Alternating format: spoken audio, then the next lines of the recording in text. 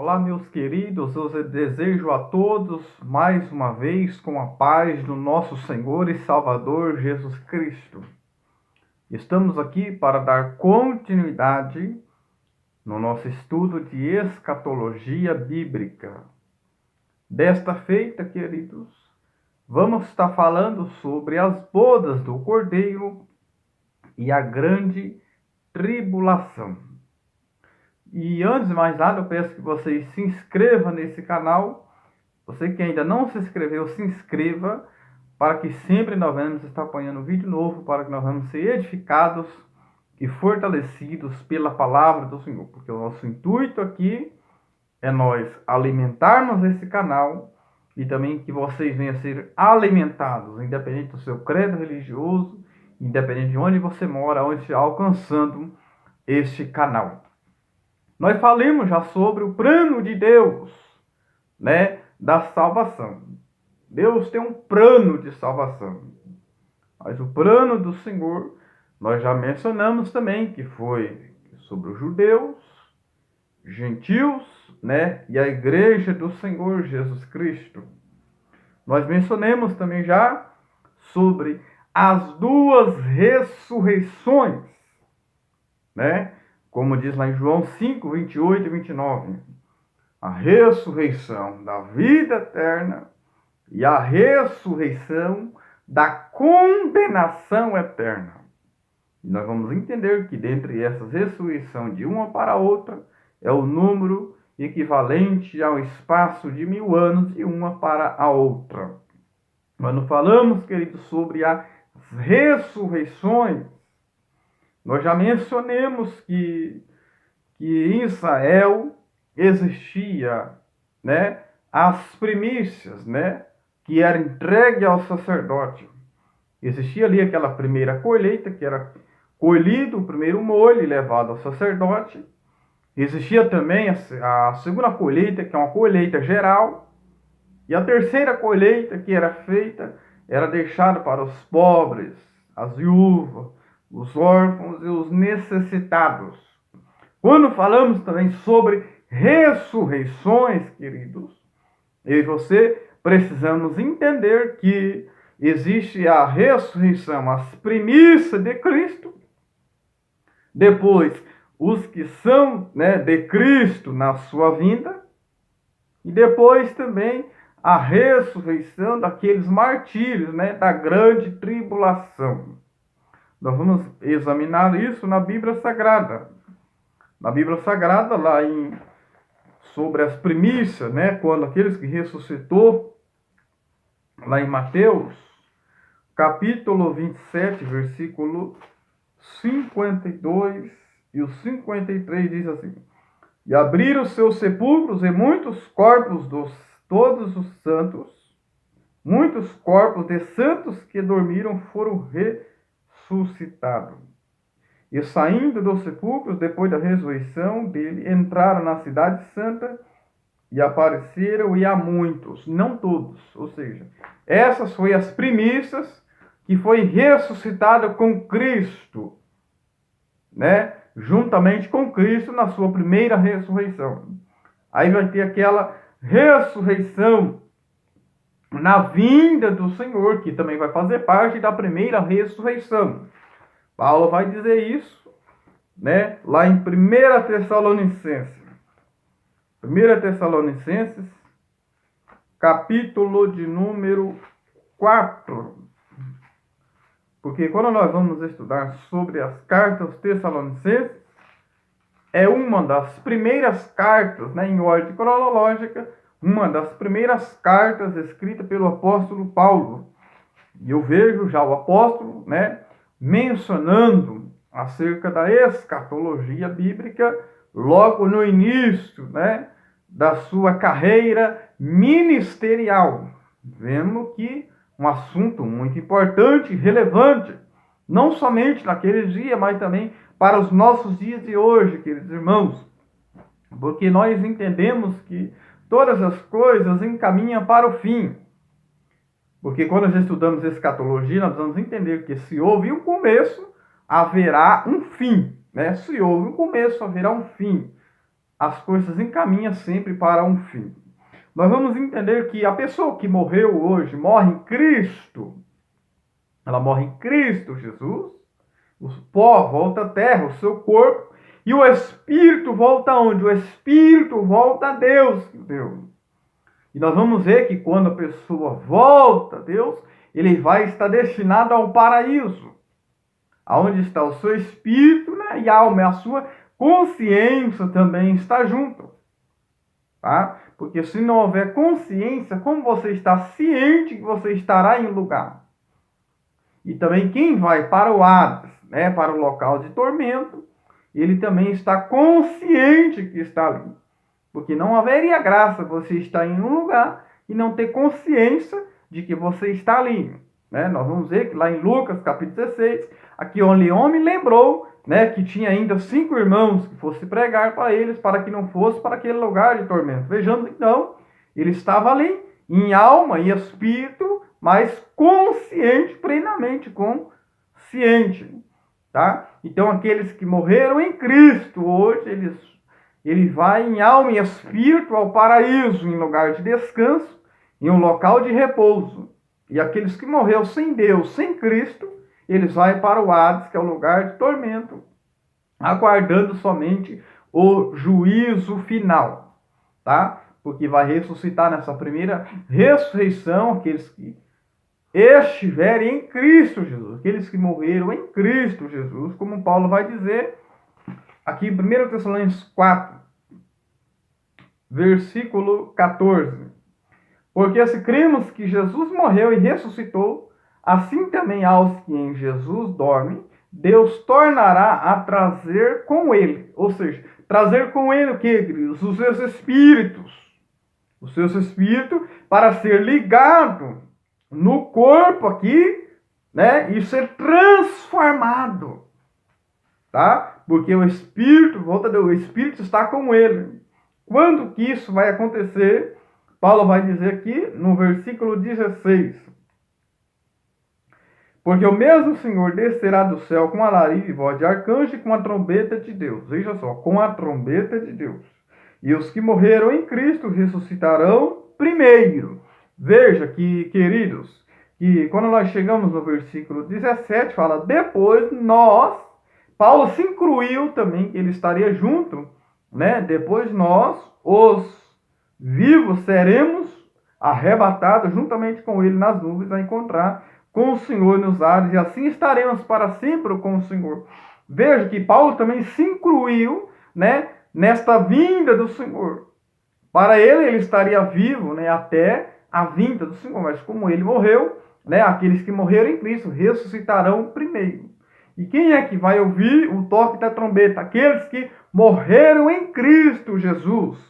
Tá? Somente aqueles que morreram em Cristo Jesus ouvirá o toque da trombeta. Então as trombetas são para os mortos. Porque quando chega no versículo 17, fala, e depois nós, o que ficar vivos, seremos arrebatados juntamente com ele nas nuvens, a encontrar com o Senhor nos ares, e assim estaremos para sempre com o Senhor. Né? É isso que você precisamos entender. Então nós falamos que é em 3 grupos distintos, né? Essas ressurreições. Aquele que ressuscitou com Cristo e as primícias, a ressurreição geral na vinda de Cristo, e os rabiscos, é chamado de os rabiscos, né? Como diz lá em Levítico 23, vai falar sobre esta colheita, né? Vai falar sobre essa colheita, como as primícias eram entregues aos sacerdotes, como que tudo aquilo funcionava, que é um tipo, né, das ressurreições do Senhor. E nós falamos sobre o tipo da vinda do Senhor, como Enoque, Elias, né? Vemos que Enoque andou com Deus, testemunhou de Deus, agradou a Deus, teve fé. Enoque foi levado antes do dilúvio. Elias, ele passa nos 4 cantos, é onde ele passa, ele deixa o seu testemunho e ele deixa uma mensagem profética. Então não tem como aqueles que ficaram ter dúvida, né, acerca da mensagem. Elias, então, foi levado ao céu, né, e subiu em um redemoinho. Tá? Então nós vamos entender tudo isso aí. Nós falamos sobre o tribunal de Cristo, né? Sobre as coroas. E agora nós vamos para um assunto, queridos, muito importante. Nós vamos falar sobre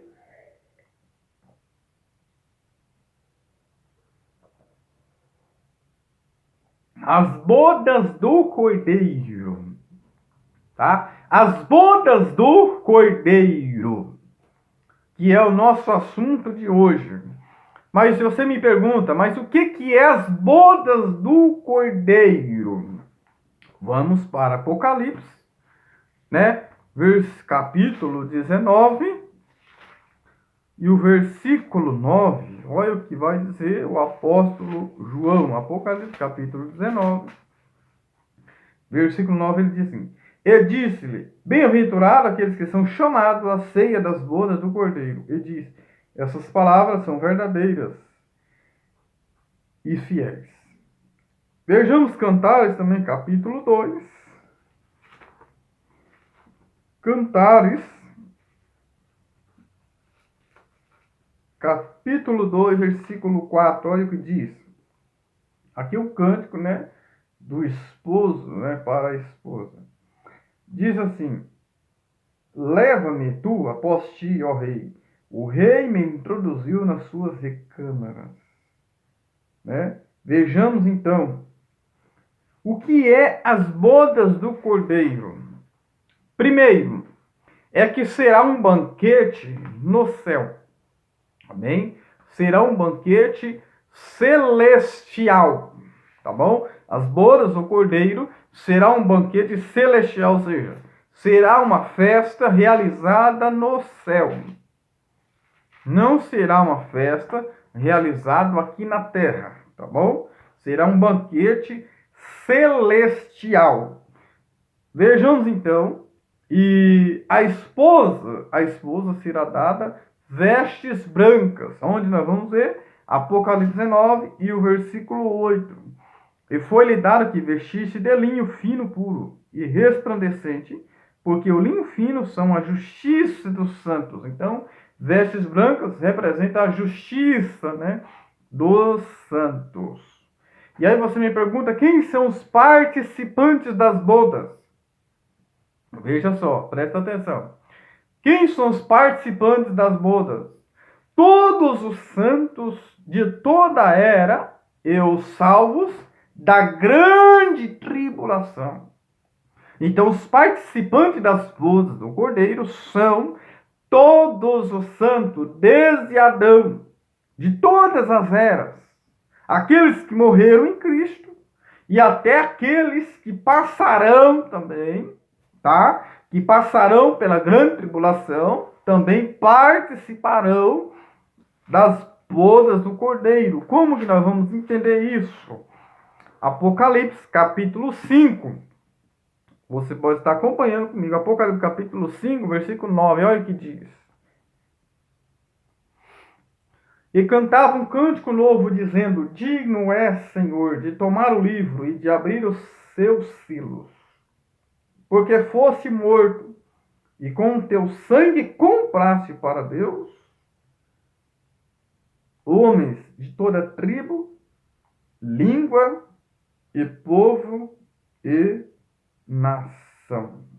Tá? Veja só aqui agora, Apocalipse capítulo 5. Tá? Apocalipse capítulo 5. Veja só o que diz. E o verso de número 12. E com grande voz diziam: Digno é o Cordeiro que foi morto, e digno de receber poder, riqueza, sabedoria, força e honra e glória e ação de graça. Né? Vejamos então, queridos, quem que é esses participantes. Olha aqui agora também no capítulo 7. Capítulo 7, versículo 13. Olha só.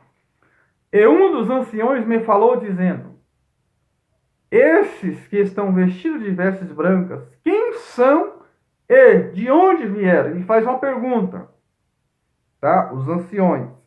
E eu disse, Senhor, verso 14, tu sabes. E ele disse, esses são os que vieram de grande tribulação e lavaram as suas vestes e as branquearam no sangue do Cordeiro. Por isso estão diante do trono de Deus e o servem de dia e noite no templo, e aquele que está sentado sobre o trono o cobrirá com a sua sombra. Veja só, nunca mais terão fome, né? Porque aqueles que não aceitaram o sinal da besta, ou a sua marca, ou o seu número, logicamente, eles vão morrer de fome. Porque nós vamos entender sobre o anticristo, ele vai trabalhar também na economia, né? Então não vai poder comprar, não vai poder vender. Então a tendência é morrer de fome. Mas aqui é uma grande promessa para aqueles que vencerem, né? A grande tribulação. Olha o que diz. Nunca mais terão fome, nunca mais terão sede, nem sol, nem calma alguma cairá sobre eles. Porque o Cordeiro está no meio do trono e o servirá e o apacentará e guiará a fonte da água da vida, e Deus limpará dos seus olhos toda lágrima. Então, entenda até aqui, os participantes, todos os santos de todas as eras, até a grande tribulação, aqueles que foi salvo no meio da grande tribulação. E será também alegria eterna. As bodas do Cordeiro, não haverá espaço, querido, para a tristeza. Será uma alegria eterna, tá? Mas requer algumas qualidades. Que qualidades são essas?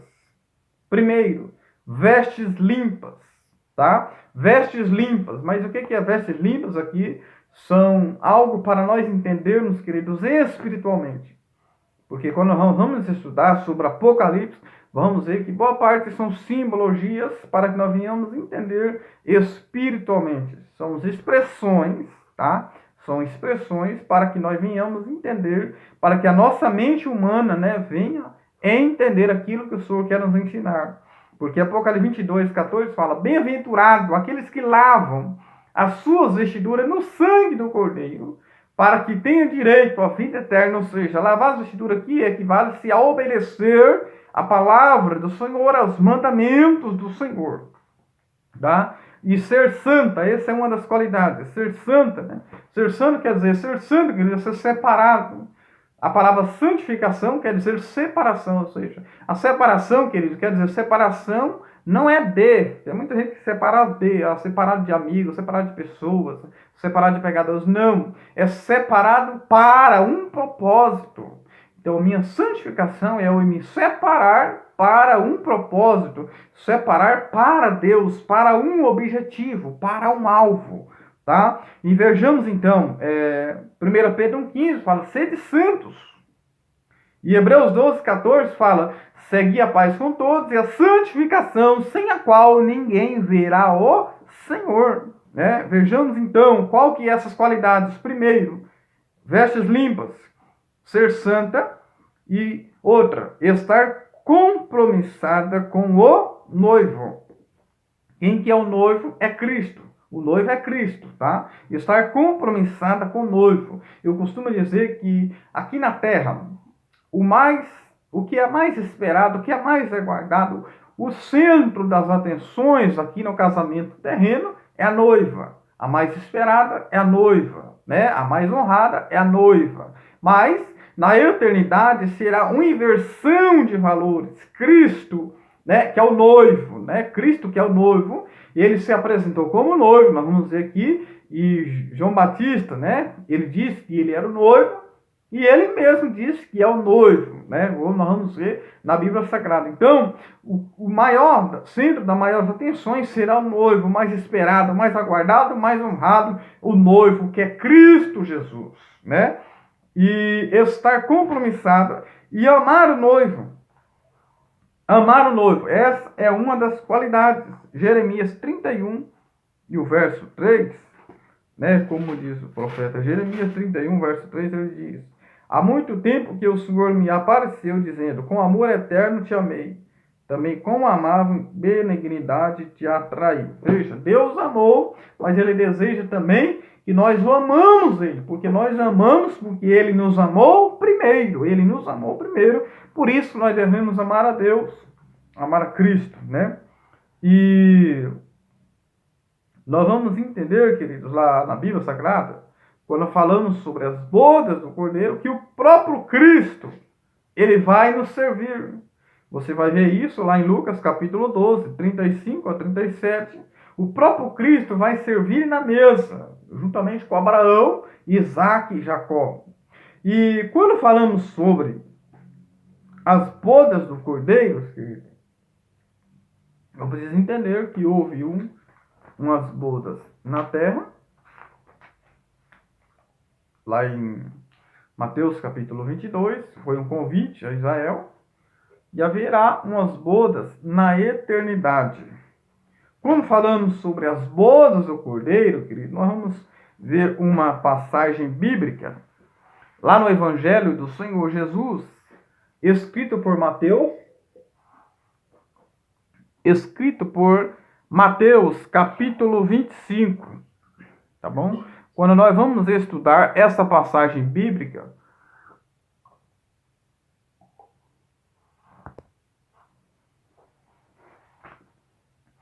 ali no Evangelho do Senhor Jesus, escrito por Mateus 25, nós vamos entender ali que você não vai ver a parábola das bodas e nos outros evangelhos. Você não vai ver em Lucas, você não vai ver em Marcos, você não vai ver no evangelista João. Por quê? Porque Mateus narrou e escreveu para os judeus. E escrevendo para os judeus, dentro, inserido, infiltrado, dentro daquela cultura judaica, ele tinha conhecimento. O próprio Cristo, né, traz essa parábola porque eles tinham conhecimento daquela causa da cultura judaica, como que era, né, um casamento dentro da cultura judaica. Nós vamos ver, queridos, que na cultura judaica existia ali as 3 fases daquele casamento. Primeiro, a promessa. Depois, o intervalo. E no intervalo paga ao pai da noiva um dote. Nesse intervalo, a promessa, o intervalo, e por fim nós vamos ver as bodas, que era de 7 a 14 dias. Ou seja, queridos, existia 2 banquetes também, só entre as famílias, privado, e depois uma festa pública para todos. Tá? Então essa promessa era feita entre os pais, ela era registrada em cartório. É chamado de o quê? De despojamento. É chamado de despojamento. E esse despojamento, essa promessa, esse contrato, é o mesmo compromisso que existe um casamento normal de hoje. É o mesmo que um casamento. É um despojamento ao noivado, mas é o mesmo sentido de um casamento que nós temos hoje. Eles não tinham contato físico, mas já estavam legalmente casados, né? Então existia uma promessa. Quando vamos entender também, queridos, houve uma promessa. E no casamento judaico, quem escolheria o casamento era o pai que escolheria a moça que ia casar com o seu filho. Por exemplo, Abraão, que escolheu, né, uma Rebeca para casar com seu filho Isaac, enviando que Eliezer, que é o símbolo do Espírito Santo, para que viesse ao que? A buscar aquela esposa, aquela noiva para Isaac. Vejamos então, o pai, Deus, prometeu. Ele fez uma promessa. Essa promessa está lá em Gênesis 3 e 15. Essa promessa está em toda a Bíblia Sagrada, queridos. O pai prometeu, ele fez uma promessa de que Cristo casaria com a noiva, Cristo casaria com a sua noiva, a igreja amada, eleita e escolhida e chamada pelo Senhor. Vejamos então, além dessa promessa, queridos, era pago um dote, que o noivo pagava aos pais. Cristo já pagou nesse intervalo, nós estamos vivendo um intervalo. Nesse intervalo, Cristo já pagou o preço lá na cruz do Calvário. E ele nos deu o quê? O penhor. E ele nos deu o selo e penhor. O selo é a marca de algo que você comprou. E o penhor é a garantia. Ele vai vir buscar aquilo que ele comprou, que ele pagou o preço. Porque quem paga o preço tem direito, ele é é propriedade exclusiva dele. Cristo pagou esse preço. Então só resta somente ele vir buscar a noiva, a sua eleita, a sua escolhida. Quando nós vamos ver, queridos, em Mateus 25, nós vamos ver ali que existem 3 correntes de interpretação. A primeira corrente de interpretação é que alguns dizem que aquelas 5 virgens prudentes são os judeus que aceitou, e as 5 loucas, os judeus que rejeitou a Cristo. Né? Nós vamos ver também que existe outra corrente, né, de interpretação ali, que nós vamos entender que alguns falam que ali é a noiva. Ali é a noiva e Cristo Jesus. Mas outros também entendem que ali a ausência da noiva. Ali aplica-se aos judeus. Então há aqueles que entendem que aquela parábola de Mateus 25 é aos judeus. Outros entendem que aqueles judeus, as 5 loucas que rejeitaram e as 5 prudentes, os que aceitaram. E outros aplicam que é a noiva, tá? Que é a igreja, a noiva de Cristo. Mais especificamente aos judeus, queridos. Porque ali há ausência, né, da noiva. Porque a noiva é a igreja do Senhor. A igreja é o mistério do Senhor que foi revelado, né, através do apóstolo Paulo. Foi manifestada essa graça. Mas contudo, querido, nós vamos ver ali que houve uma fase de preparação. Aquelas 5 virgens loucas, elas não se prepararam. E aquelas 5 prudentes, elas se prepararam. Elas tinham azeite de reserva. Veja que aquelas 5 loucas, elas foram comprar de última hora. Comprar de último momento. Né? Então, existem coisas que não vamos poder adquirir de última hora. Porque não podemos comprar uma presença de Deus. Eu preciso possuir esta presença. E nós vamos ver ali em Mateus 25, que entrou para as bodas quem? Quem foi que entrou para as bodas? Mateus 25, né? E o versículo, nós vamos ver aqui, versículo 10. E as que estavam preparadas entraram com ele para as bodas e fechou-se a porta. E depois ela chega dizendo, Senhor, Senhor, mais tarde demais. A palavra preparação, preparar no grego é cosmo. Cosmo vem de cosmética, quer dizer, embelezar, arranjar, né? Enfeitar, adornar, decorar. Ou seja, aquelas cinco virgens loucas, elas não se prepararam, não se arrumaram, não se aprontaram, não buscaram a beleza do Senhor. Já aquelas 5 prudentes, elas arranjaram, se prepararam, se arrumaram, se organizaram. E as que estavam preparadas, não as que foram se preparar, as que estavam preparadas entraram com ele para as bodas, para a festa celestial, e fechou-se as portas. Ainda que nós entendemos que seja uma parábola, mas é uma ilustração espiritual, né, trazendo para os nossos dias, trazendo para o nosso dia de hoje. Porque que nós vamos falar? No final de tudo, o Senhor diz, em verdade eu vos digo que eu vos não conheço.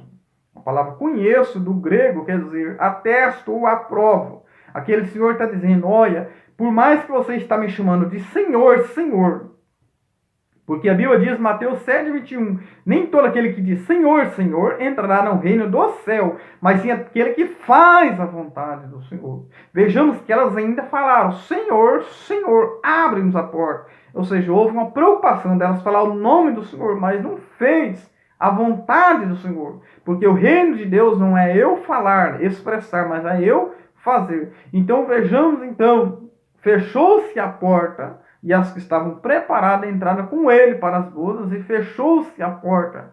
Vai chegar um tempo em que vai fechar-se a porta da graça. Vai chegar-se um tempo em que não haverá mais chance e que não haverá mais a oportunidade. Então, para entrarmos nessas bodas do Cordeiro, o Senhor disse para aquelas 5 virgens loucas, eu não te conheço.